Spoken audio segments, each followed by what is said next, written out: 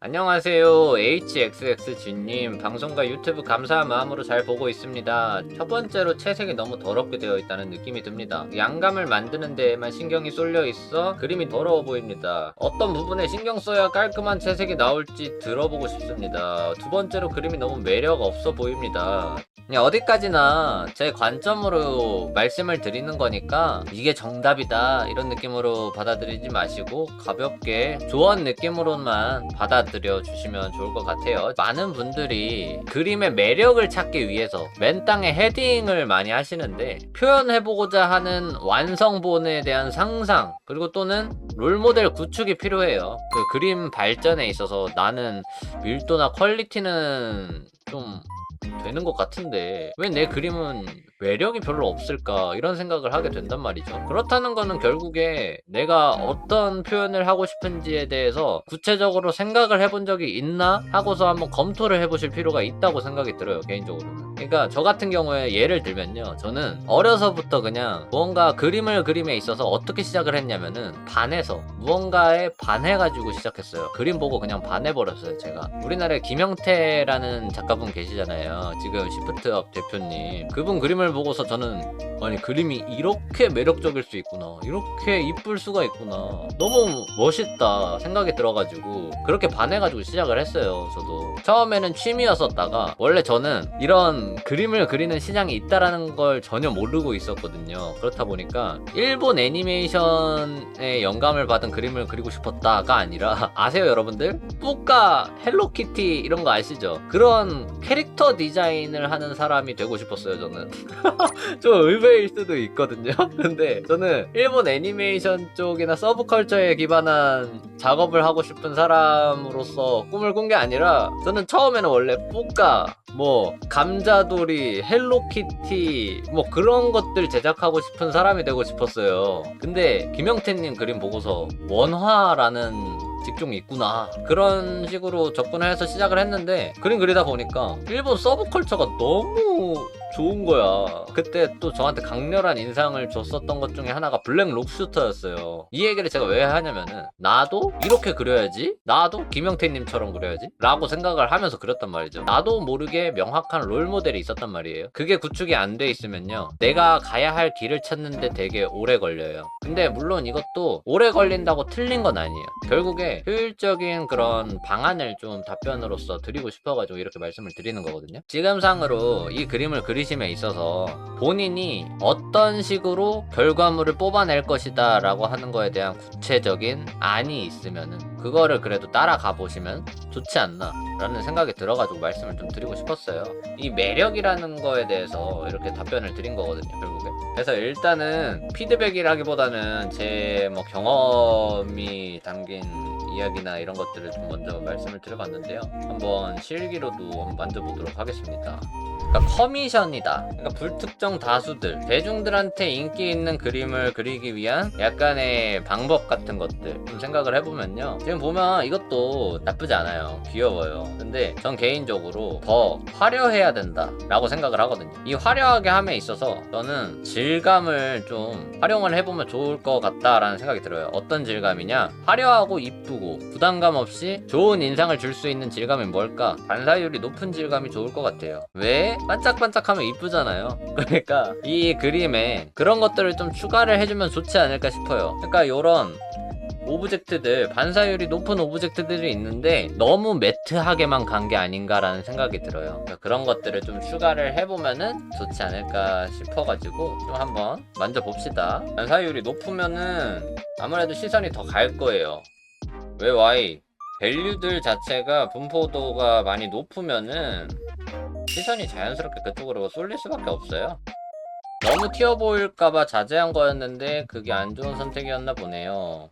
안 좋다기보다는 뭐 사실 그림에 있어서 안 좋은 판단 이런 건 딱히 없다고 봐요. 그냥 좀 더 나은 판단이 있다면은 그 판단을 조금만 더 덧댄다 그런 개념으로다가 긍정적으로 다가가 보시면은 좋을 것 같다라는 생각이 듭니다. 그냥 대비차를 확실하게 좀 높여가면서 작업을 해주시면 훨씬 더 좋을 것 같아요. 그리고 여기 털 묘사들도 더 진행을 해주셨으면은 좋았을 것 같아요. 옥님은 혹시 마지막 그림을 그린다면 어떤 그림을 그리고 싶으신가요? 마지막 그림이요? 뭐야 이거? 저 혹시 제 뒤에서 지금 칼 들고 써 있으신가요? 지금?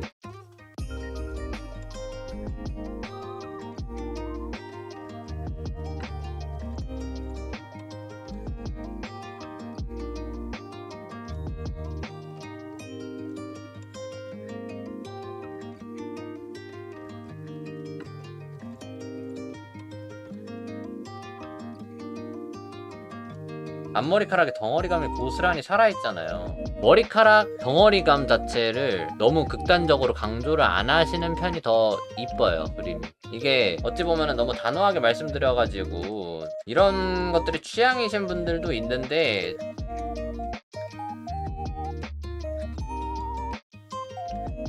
머리카락을 이렇게 덩어리감을 조금 푼 것만으로도 아니 좀 신기하지 않나요? 입체감이라든지 퀄리티가 살려면 밀도를 올려야 되는데 밀도를 낮추고 더 얇게 만들었더니 이게 더 그림의 완성도가 높아진다는 것 자체가 인지부조화가 오거든요. 근데 그렇더라고요, 그림이라는 게. 인체 많이 자신 없는 경우 3D 같은 프로그램 응용해서 인체랑 구도 연습해도 괜찮을까요? 당연하죠. 너무 좋은 방법이잖아요. 내 상상력을 구체화시키는 데 있어서 더 손쉽게 구체화할 수 있는 방법이 있다면은 꼭 활용을 해보세요. 바로치고 활용 안 하는 사람.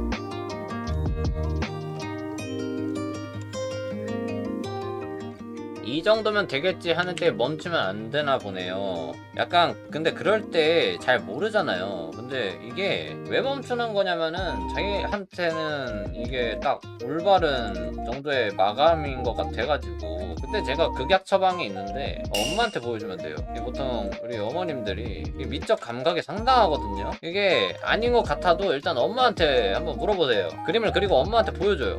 엄마 이거 이뻐? 그러면은 엄마가 이쁘다라고 말을 하다가도 아 근데 라는 말이 나올 거예요. 아 그런데 좀 턱이 뾰족하지 않냐? 하면서 이렇게 막 그 날카로움이란, 전 그렇게 해가지고 진짜 엄마 말 수용해서 그림 좀 이뻐진 케이스도 꽤 있거든요. 아들 턱이 너무 뾰족한 것 같아. 그래가지고 제가 그때 이후로 턱을 뾰족한 것들을 엔간하면 다 완화를 시켰어요, 그때부터.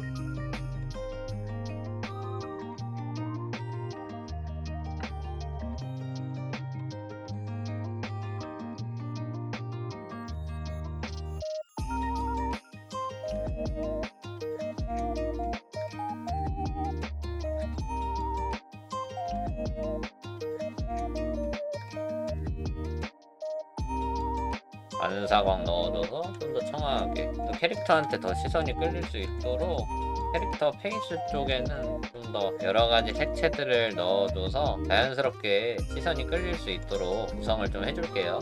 이게 거의 마지막 부분의 작업이라고 보시면 돼요.